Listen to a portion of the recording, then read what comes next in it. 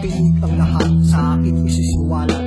Gusto ko lang magpahayag at subukang imulat ang mga nagiging bulat tuwing panahon ng kampanya.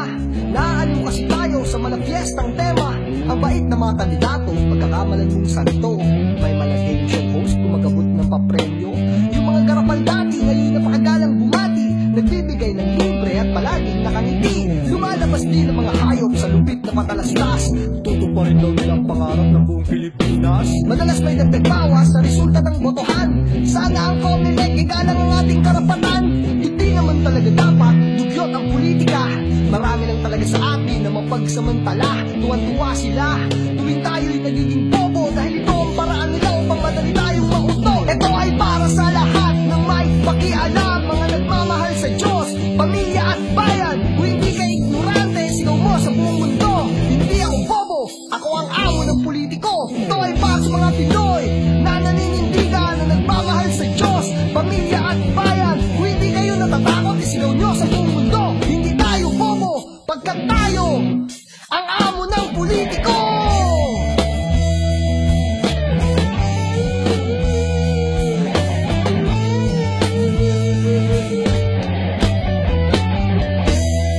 Sa lahat ng aklat na aking binuklat, isa ang konstitusyon sa may magandang nakasulat. Ngunit ang aking binasa ay nagbistulang huwan, dahil iba ang nakita kong nagaganap sa realidad.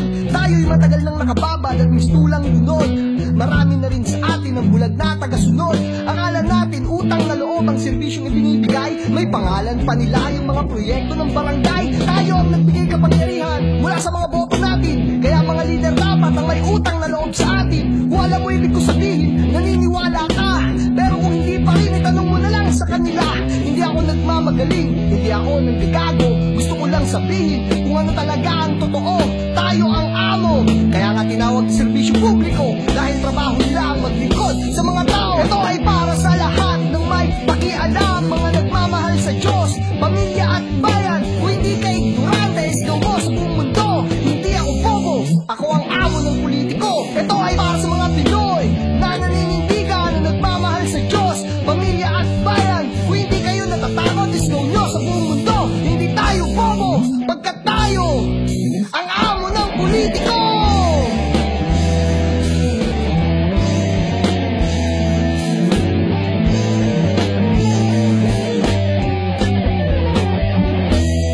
Ikaw ang amo, dahil ikaw ang nagpapasweldo.